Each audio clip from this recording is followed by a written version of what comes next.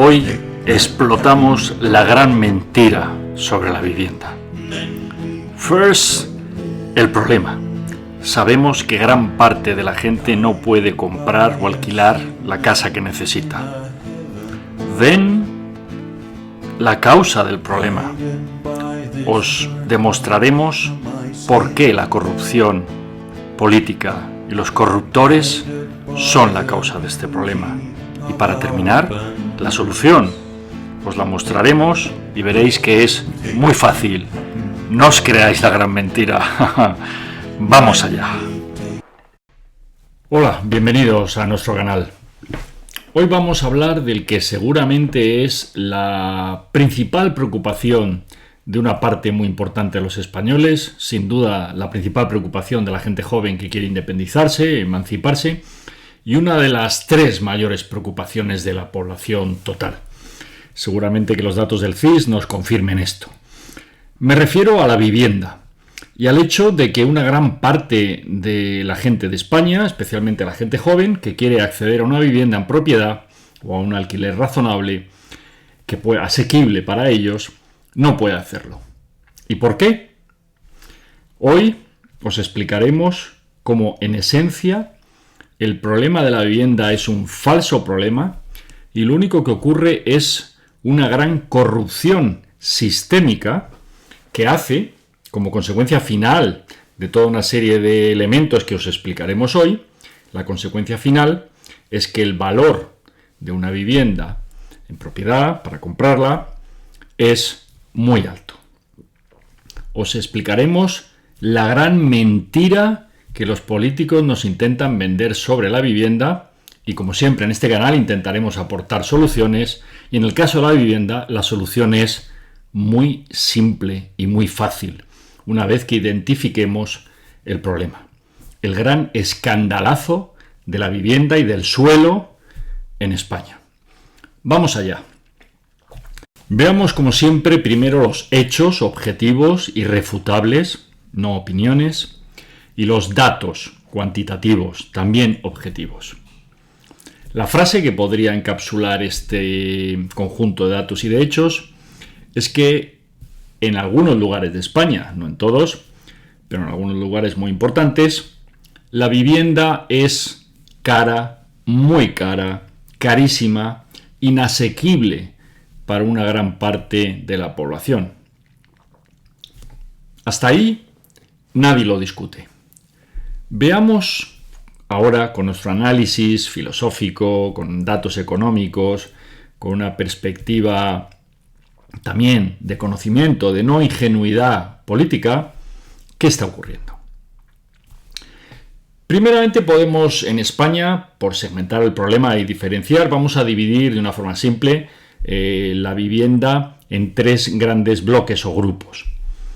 En primer lugar, digamos, están las viviendas carísimas. En las ciudades donde conseguir una vivienda en un lugar, digamos, céntrico, en un lugar interesante, es carísimo. Imposible es prácticamente de adquirir, salvo que no sea rico.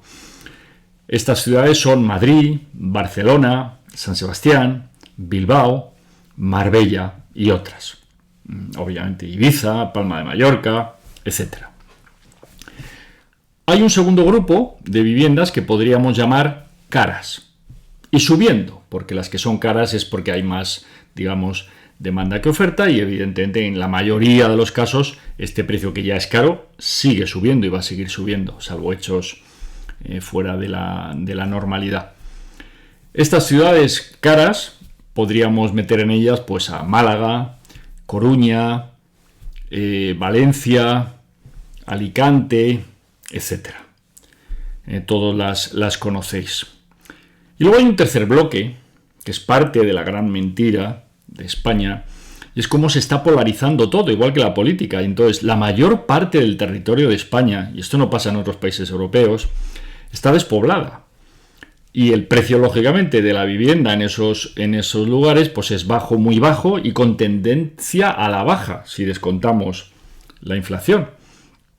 Esta es lo que se ha llamado, creo que una expresión bastante afortunada, la España vaciada, y que continúa vaciándose. Provincias enteras, incluso autonomías enteras. Asturias, Castilla-León, gran parte de Galicia, gran parte de Extremadura, algunos sitios en Castilla-La Mancha, incluso parte importante de la Andalucía del interior.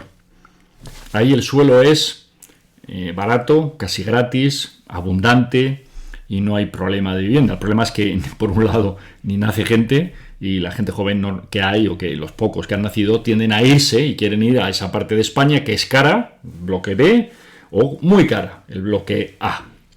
Bien, acordaros de esta clasificación ABC, sitios carísimos, que no sabemos si subirán más o no, pero carísimos, Madrid, Barcelona, San Sebastián, etcétera, caros, Málaga, Coruña, Valencia, Alicante, probablemente partes de Murcia pronto, y sitios baratos, muy baratos, donde prácticamente nadie quiere ir.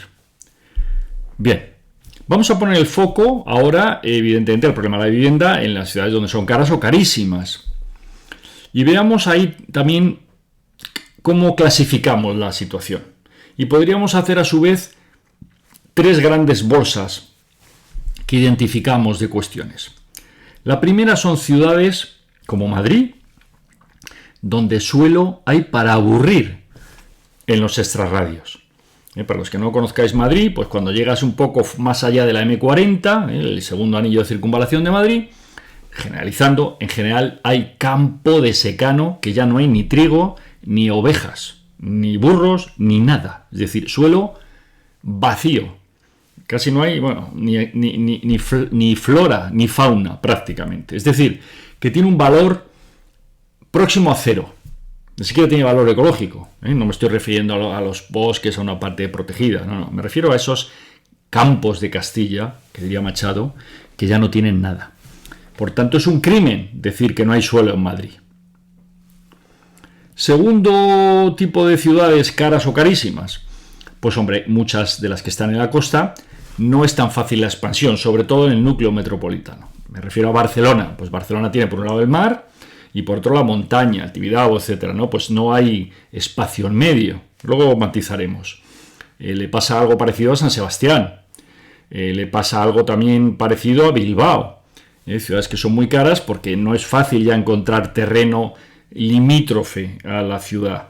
Tienes que pasar un obstáculo natural, normalmente una cadena montañosa. Entonces pasas a San Sebastián, a Bilbao, a Barcelona, a Málaga, etcétera.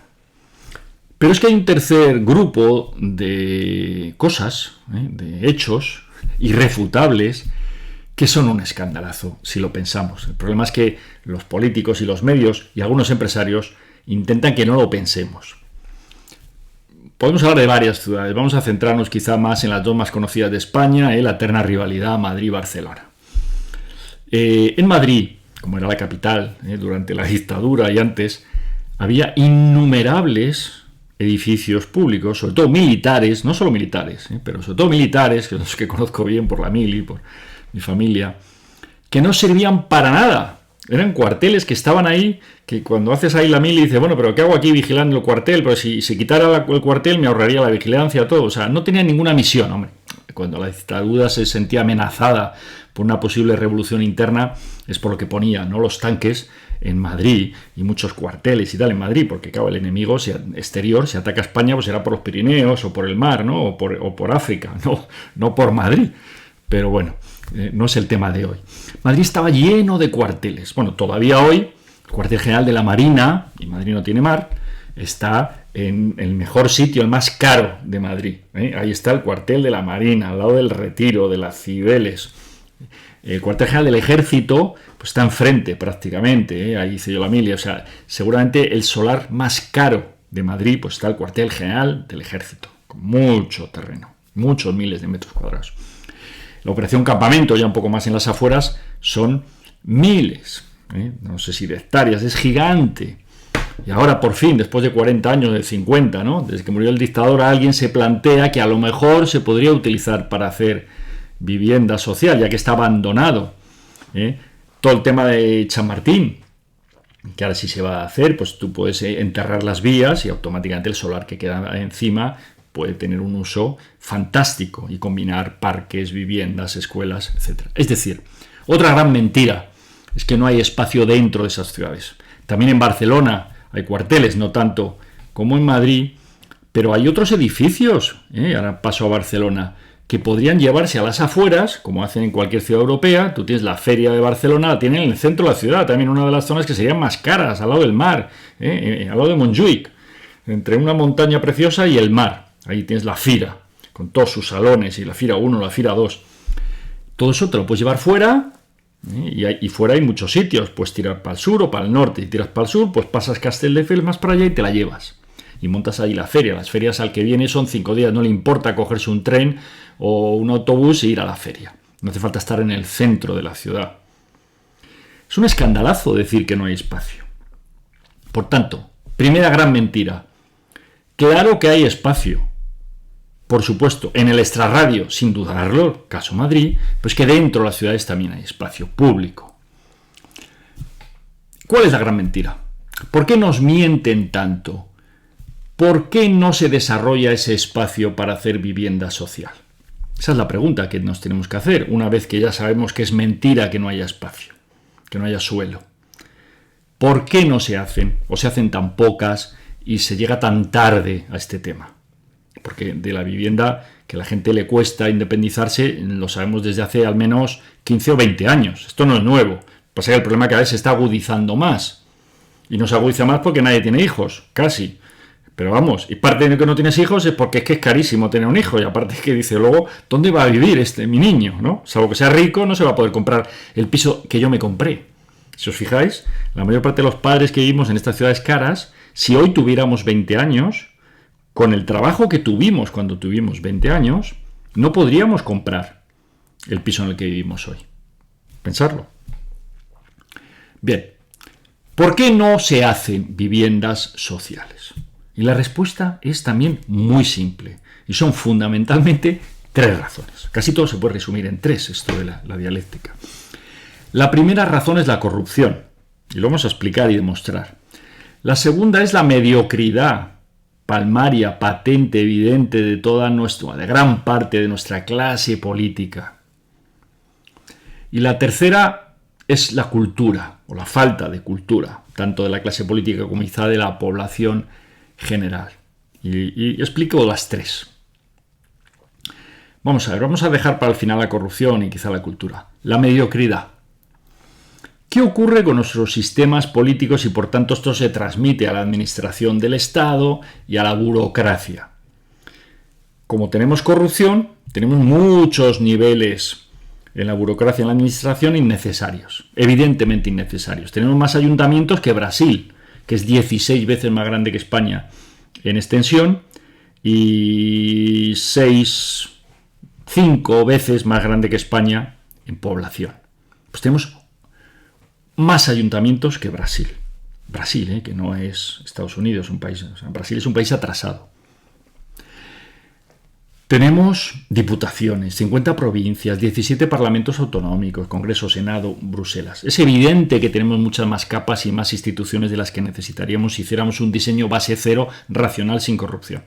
Pues que además se llenan de mediocres y entonces tenemos una burocracia lenta, absolutamente no, pero llena de gente muy inútil, muy lentos y muy burocráticos.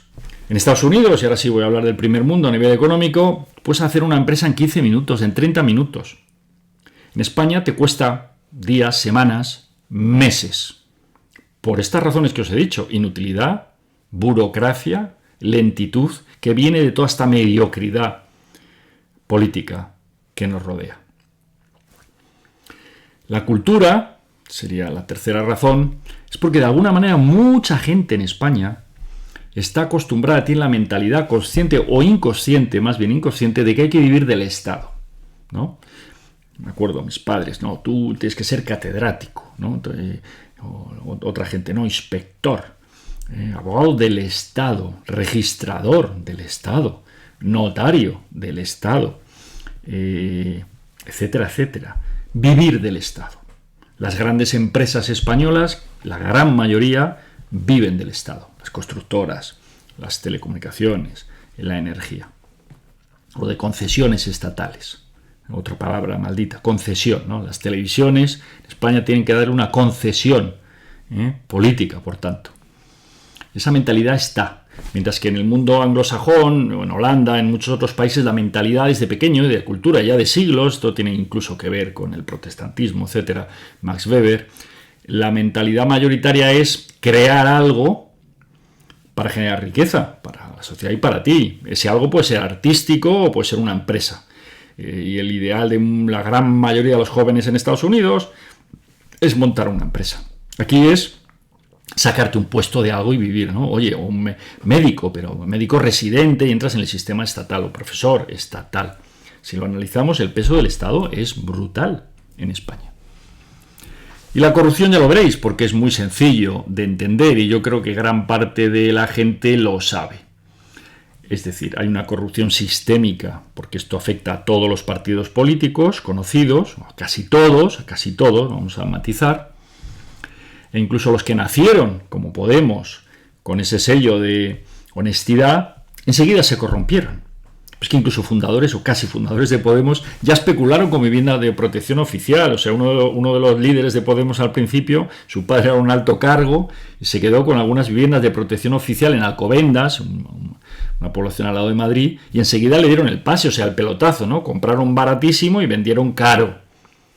Y eran de Podemos. O sea, imaginaos qué no habrán hecho los que tienen ya esto en su ADN familiar. La especulación. Entonces, la corrupción. ¿Qué ocurre? Hay mucho suelo. Mucho suelo. Se podrían hacer, los cálculos que me han dado algunos expertos, fácilmente 1 millón de viviendas públicas. Pero no tenemos esa mentalidad por cultura, ni tenemos esa posibilidad de hacerlo fácil por un sistema mediocre burocrático, y tenemos el gran freno que es la corrupción. Es decir, los que tienen el suelo o tienen la capacidad de hacerse con el suelo quieren forrarse con el suelo. Y un ayuntamiento tiene la capacidad a golpe de pluma de pasar en un mapa municipal lo que es marrón, que creo que es el color del suelo donde no se puede edificar, a amarillo, donde se puede edificar. Claro, el hecho de pasar de marrón a amarillo hace que lo que antes valía 1 pase a valer 100, o 1000, o 10.000.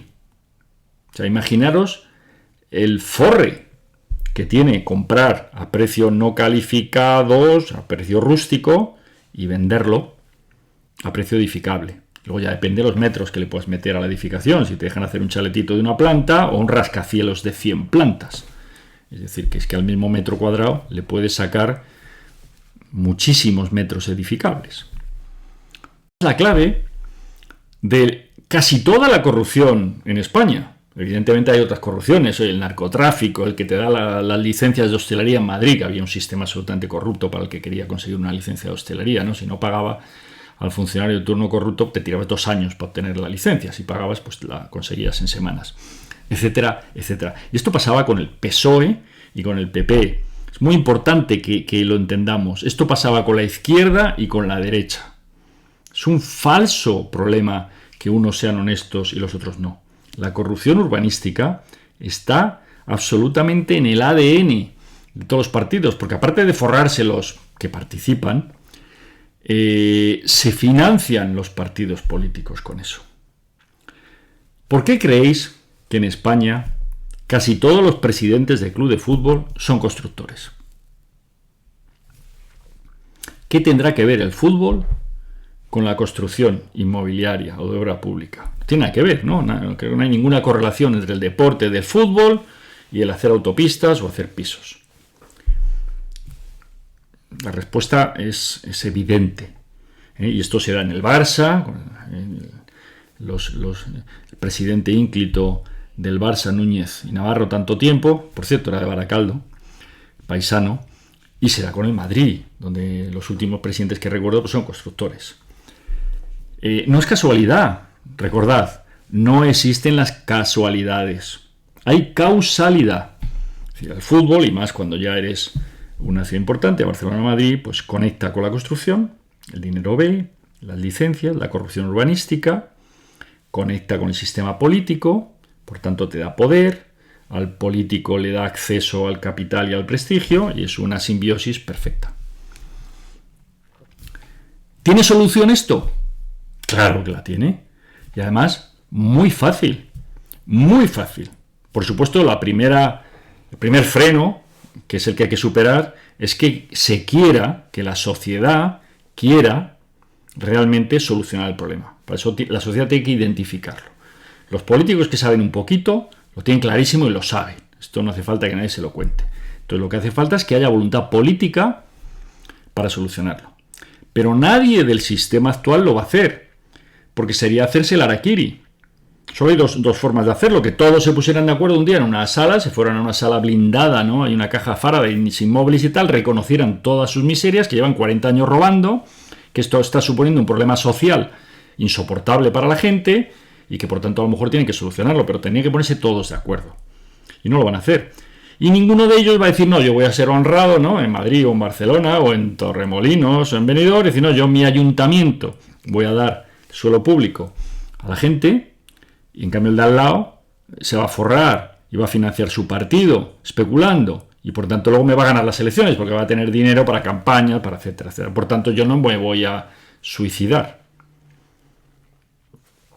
La única solución es que la sociedad civil, nosotros los que escuchéis este programa, y si lo podéis compartir con vuestros contactos mejor, cuanto más seamos mejor, y cada uno intentemos convencer a nuestro círculo, yo lo estoy intentando en las asociaciones a las que pertenezco, de que esto tiene una solución muy fácil una vez que se entiende el problema. Y vamos allá con la solución. Básicamente 6 pasos hacen falta para solucionar el problema de la vivienda y tener una vivienda asequible. Vamos a llamarle vivienda social.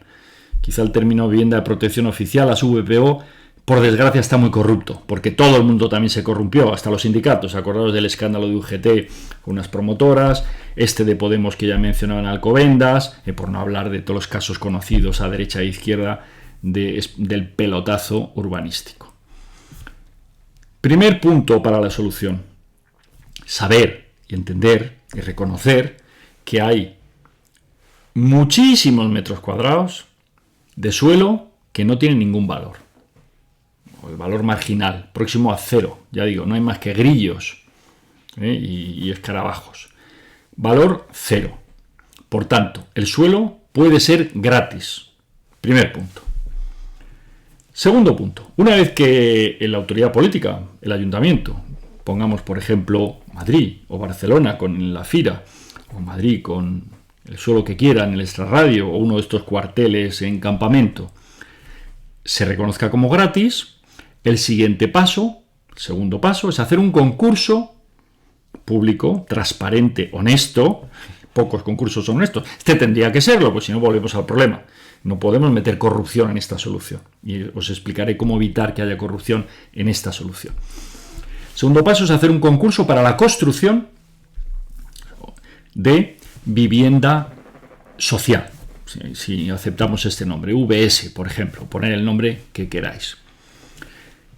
La aspiración, por poner un número, podrían ser 1 millón de viviendas en España. Si el suelo es gratis, veréis el precio que van a tener esos pisos. Se hace ese concurso, se invitan a todas las constructoras que quieran participar, no se les pone ningún freno a ninguna, ni pequeñas ni grandes. No empecemos ya con la corruptela de que para participar tienes que tener la característica A, B, C y D, que casualmente son las que tiene mi constructora amiga. Esto también se hace, hay muchas formas de hacer corruptelas y corrupciones en los concursos, muchas. Somos expertos en este canal, en conocerlas. Se le pone un nombre a ese plan, ese proyecto de viviendas sociales de Madrid o viviendas sociales de Murcia o de Bilbao, lo que queráis.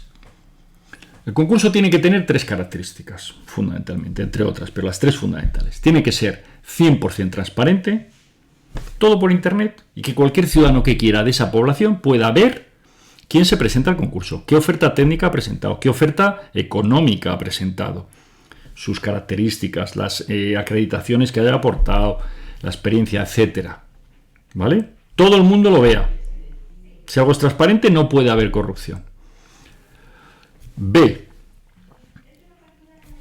Tiene que haber un sistema de castigo, de multas tan brutal al que se le pilla haciendo trampas, que nadie o casi nadie tenga la tentación de hacer trampas. Porque el concurso sería un concurso sistema coste plus. Es decir, usted, promotora barra constructora que quiera hacer este plan de viviendas, me va a presentar su proyecto con todos los costes aquilatados, todos. Y luego vamos a negociar qué margen de beneficio se va a llevar usted. Y ese va a ser el concurso, fundamentalmente. Bueno, el proyecto, a cuánto le sale usted a hacerme los pisos y cómo van a ser de bonitos, etcétera, etcétera, calidades. Eso es complejo, pero es fácil, si hay un buen equipo técnico. Y la decisión final va por el precio, y el precio depende del margen. Entonces, al final, alguien quiere ganar un 10%, pero otro se conforma con un 5%, otro a lo mejor quiere un 20%, y entre la combinación entre lo que quiere ganar y lo que aporta en costes, porque hay gente más eficiente en costes, evidentemente cuanto más grande sea la constructora, normalmente va a poder construir más barato, por tanto los grandes tienen gran ventaja en todo esto, pero eso, la vida es así. Ahí está la clave del concurso, y al que se le pille que me ha engañado, a mí el representante del Estado, lo crujo. Pero lo crujo puede ser multazos realmente sangrantes, que hagan mucho daño. Incluso pueden llegar a la quiebra de esa empresa y que pase la siguiente al concurso, que no nos duela que quiebre una de las grandes, si hay para aburrir. Pues la construcción no tiene muchas barreras de entrada, es un negocio relativamente fácil de hacer, ¿eh? No estamos inventando el nuevo Google. Incluso consideraciones penales, también y evidentemente el multazo no solo para la empresa, también para sus ejecutivos y para los consejeros, es decir, que duela el bolsillo de las personas, el bolsillo personal, tu casa, tu patrimonio, el futuro de tus hijos.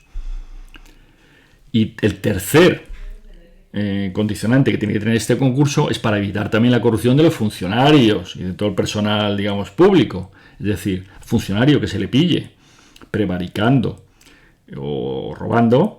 Primero, se le despide, o sea, pierde, deja de ser funcionario, si hay que cambiar la ley se cambia, y luego evidentemente también multazo, es decir, que le cueste su patrimonio. Con eso, garantizado que en el 90, 95, 98% de los casos no habrá trampas en este proceso. Ya llevamos 2 pasos. Tercer paso, el control a la hora de vender esos pisos. Es decir, claro, si hemos construido barato, si el suelo es gratis y se puede construir tirando por abajo por 1.000 euros el metro, pensemos que hay que urbanizar el suelo, o 2.000 tirando muy por arriba el metro, pues si hacemos pisos de 50, 70, 90 metros cuadrados, dependiendo si queremos para gente que tenga pues una pareja con un hijo, otros a lo mejor con 2 o 3 hijos, tenemos que hacer pues 3 tamaños, ¿no? Simplificando, pues pisos pequeños, medianos y un poquito más grandes. Entonces los precios calculamos que pueden oscilar pues muy por abajo los 60.000 euros, 60-70.000, y a lo mejor muy por arriba pues ya los 90-100.000 euros. Con ese dinero se pueden hacer los pisos. Estamos pensando en bloques pues altos, en pisos no muy grandes, con calidades dignas, sin lujos. Y con el suelo gratis, recordar que es la clave. Suelo gratis porque está ahí criando malvas. Entonces el control de la venta tiene que ser también estricto, igual que en la construcción, porque la corrupción puede entrar por el lado del que hace la obra y consigue la licencia, como por luego el lado del que vende, y a quién se lo vende, y a qué precio y con qué condiciones. Entonces el control tiene que ser absolutamente férreo. Transparencia no total. Tiene que haber también 3 pasos. Un análisis honesto e independiente de las solicitudes, porque a lo mejor nos encontramos que si son 1 millón de viviendas, nos imaginamos, puede haber 2 millones de solicitudes o 3 millones de solicitudes, porque van a ser pisos baratos, de calidad, razonable. Analizamos que realmente quien lo pida es alguien que lo necesita, es decir, población que hemos definido en riesgo de exclusión social, que pueden ser jóvenes que quieren independizarse y no consiguen acceder a la vivienda, o gente mayor que no tiene un techo, que es un derecho básico reconocido por la Constitución, etc. Vamos a llamarles personas en riesgo de exclusión social o como queráis llamarles. Solo esos pueden comprar estos pisos. Solo estas personas. B. Tiene que haber una agilidad a la hora de conceder el piso, porque claro, si se apuntan aquí 2 o 3 millones, se concede 1 millón y resulta que te tiras 10 años o 20, o no se sabe cuándo voy a recibir mi piso, la vida sigue, no puedo estar esperando. Esto tiene que ser rápido, como en Estados Unidos. Se puede hacer rápido si se quiere. Y C, multazo al fraude. O sea, como venga como ese podemita que quiere comprar 1 o 2 o 3 o 10 pisos de protección oficial y resulta que su padre es rico y tal, o que me ha engañado con el IRPF, o me ha traído ¿sabes? Un currículum que esto mentira, lo crujo. A esa persona le crujo. Pero le crujo que se le quiten las ganas de volver, las ganas y la posibilidad de volver a robar en la vida. Y eso se puede hacer. Se puede. Pero claro, hay que cambiar la cultura. Es que hay que decir, es que esto va a ser transparente, va a ser limpio. Al principio nadie lo va a creer porque son tantos siglos de no hacerlo así que va a decir, ya, ¿y por qué ahora de repente el Ayuntamiento X, digamos que hablo de Madrid, como la canción, va a ser honesto, ¿no? O el de Barcelona o el de Bilbao, y va a dar aquí pisos de verdad a los que lo necesitan y no a los hijos de los ricos o al fondo Blackstone o BlackRock o al del amigo de turno del político? Costará que se crea, hasta que se haga. Cuando se haga, no se volverán a hacer las corrupciones nunca más. Todo lo difícil es la primera vez. Como decía, el cuarto paso es que los pisos sean asequibles. Ya hemos dicho que el tamaño será o pequeño, mediano, un poco más grande, pensando en una, 2 o 3 dormitorios. Puede estar entre 60 y 100.000 euros. Quinto paso necesario es que estas viviendas no se puedan utilizar para especular. Por tanto, habrá que poner una norma que en un plazo razonable, pueden ser 10 años, habría que aquilatar, pero digamos en 10 años, a lo mejor 15, este piso no se puede vender. Es decir, esa persona que lo ha comprado no puede venderlo, ni puede alquilarlo. Evidentemente siempre hay excepciones, se ha muerto, tal, pero que no nos distraigan las excepciones, que es el 1%, el 2%, a la esencia. Esa persona ha comprado un piso barato que el Estado se lo ha proporcionado y no puede hacer negocio con él. Es más, cuando lo venda, si quiere venderlo, pasado 10 años, porque ya se gana la vida muy bien, o porque ya le han regalado, se ha muerto su abuela y le ha regalado un pisazo en el centro de la ciudad, cuando lo venda, tendrá que hacerlo a otra persona en riesgo de exclusión social. Será otra venta social, en caso de que todavía queden personas en riesgo de exclusión social en España, porque si acabamos con la corrupción en todos los ámbitos, este país, en 10 o 15 años, como decía Guerra, no lo reconoce ni la madre que lo parió, pero porque nos hemos vuelto una potencia europea y mundial. Pero bueno, asumiendo que en 10 años no vamos a arreglar todos los problemas de España y va a seguir habiendo gente pobre o gente que acaba de llegar buscándose la vida y no tiene poco dinero, boliviano que ha llegado aquí a trabajar y está trabajando en la construcción o en un bar, pero sí puede pagar 60.000 euros si además tiene un sistema de financiación razonable. Por tanto, ese piso no se puede vender. Y cuando se venda, venderá al mismo precio que compró, actualizado con la inflación inmobiliaria o con la inflación general. Se hace un índice de inflación razonable para que no pierda dinero, evidentemente tampoco la persona que ha comprado ese piso. Y si pagó 100, pues lo que valga, lo que sean 100 dentro de 10 años, a lo mejor son 130, lo vende a 130. Habrá cola para comprárselo, por tanto no va a tener ningún problema en recuperar toda la liquidez que él ha ido generando durante esos 10 años. Y todo solucionado. Esto tiene que ir acompañado, evidentemente, con un pequeño apoyo financiero por parte de alguna institución, a poder ser pública, y si no, que el público le obliga a las privadas, donde a estas personas que han sido calificadas como en riesgo de exclusión, el sistema financiero, antes teníamos las cajas, pero claro, los políticos se dedicaron a robarlas, casi se cargan todas. Todavía queda alguna, por cierto. Pues a esas que quedan, la Caixa seguro que estaría encantada de hacerlo, otra, pues que tenga que financiar a estas personas con un tipo de interés bajísimo. Bajísimo. Yo diría inflación más 0. El banco no va a ganar dinero con eso, pero tampoco va a perder. Y el Estado además le puede dar avales para que tampoco, en caso de que hubiera algún impagado, que serán los mínimos, que el banco tampoco pierda. Pero que no gane. Y lo van a hacer. La Caixa dedica 600 millones al año o más en obra social. O sea, no hay problema. Si todos los actores del sistema nos creemos que esto es honesto y es limpio, que es lo difícil que nos lo creamos, esto funciona. Y ya está. Ya habéis visto. Problema.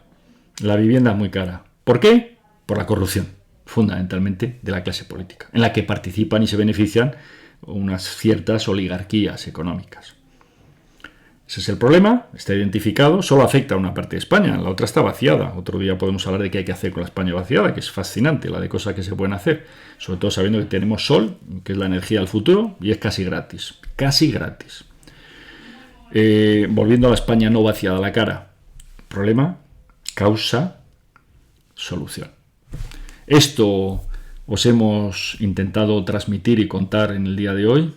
Creemos realmente, y creo que es fundamental, si solucionamos este tema de la vivienda, España pega otro salto cuántico a futuro. Nuestros jóvenes podrán independizarse, podrán tener buenos trabajos, tendrán una casa donde criar a sus hijos, habrá futuro. O sea, hay que hacerlo. Hay que hacerlo sí o sí. Y hay que cargarse al que no quiere hacerlo para meterse en el bolsillo un fajo de billetes. Hasta el próximo episodio, Libre Pensadores.